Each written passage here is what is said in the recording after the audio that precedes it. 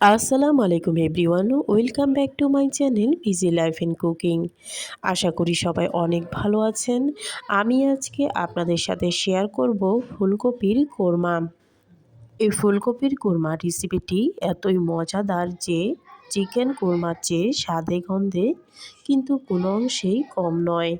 তো চলুন রেসিপিটি দেখে আসি। আমি এখানে আস্ত একটি ফুলকপি নিয়েছি। তো আপনারা চাইলে কিন্তু আস্ত ফুলকপিরও রোস্ট করতে পারেন একই রেসিপিতে। তো আমি এখানে আস্ত একটি ফুলকপি নিয়েছি। তো ফুলকপিটি আমি কেটে নিচ্ছি। কিন্তু এখানে দেখেন ফুলকপির যে বোটাটা কিন্তু আমি কিছুটা বড় বড় করে রেখেছি, যেন রান্না করার সময় ফুলকপিগুলো ভেঙে না যায়। এবার আমি ফুলকপিগুলো সাইজ মতো টুকরো করে নিচ্ছি।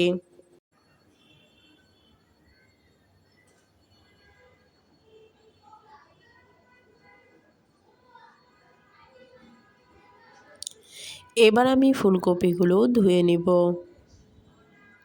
ধুয়ে খুব ভালোভাবে পরিষ্কার করে নিয়ে এবার আমি দিয়ে দিলাম পরিমাণ মতো লবণ। তো লবণটা এবার আমি ফুলকপির সাথে মিশিয়ে নিয়েছি। এই পর্যায়ে আমি ফুলকপিগুলো তেলে কিছুটা ভেজে নেব। তো এটা এত বেশিও ভাজা যাবে না, তাহলে কোরমার কালারটা কিন্তু চেঞ্জ হয়ে যাবে। তো দেখুন আমি উল্টাপাল্টা করে ভেজে নিচ্ছি। এবার আমি ফুলকপিগুলো উঠিয়ে নিলাম। এই পর্যায়ে দিয়ে দিলাম পেঁয়াজ কুচি। পেঁয়াজ কুচিগুলো আমি লাল লাল করে ভেজে নিব। এই পর্যায়ে দিয়ে দিলাম পরিমাণ মতো লবণ, তেজপাতা, দারচিনি এবং এলাচি। তো এবার দেখুন আমার পেঁয়াজটা কিন্তু লাল লাল হয়ে এসেছে।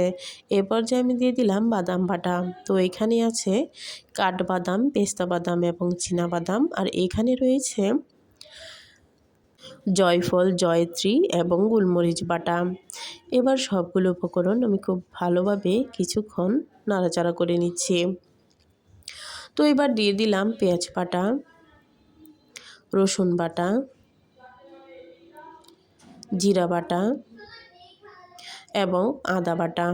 তো এবার এই মশলাগুলো আমি কিছুক্ষণ ভেজে নিব, মশলার যে কাঁচা গন্ধটা যাওয়ার আগ পর্যন্ত। এবার আমি এখানে দিয়ে দিলাম ধনিয়া গুঁড়ো এবং লাল মরিচের গুঁড়ো। তো এই মশলাটা আমি কিছুক্ষণ কষিয়ে এবার দিয়ে দিলাম গুঁড়া দুধ। আপনারা এখানে চাইলে টক দই ব্যবহার করতে পারেন।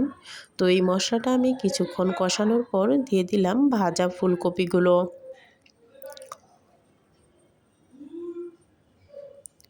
তো এবার দেখুন আমি কিছুক্ষণ কষিয়ে নিচ্ছি।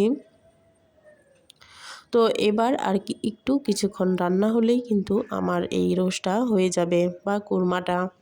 এবার আমি দিয়ে দিলাম 2 টেবিল চামচ চিনি। আর দেখুন আমার কোরমাটা কিন্তু হয়ে এসেছে।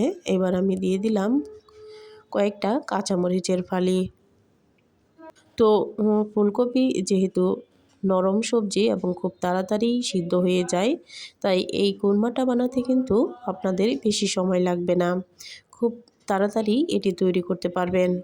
তো আমার ভিডিও যদি আপনাদের কাছে ভালো লাগে অবশ্যই লাইক করবেন, শেয়ার করবেন এবং সাবস্ক্রাইব করবেন। আল্লাহ হাফেজ।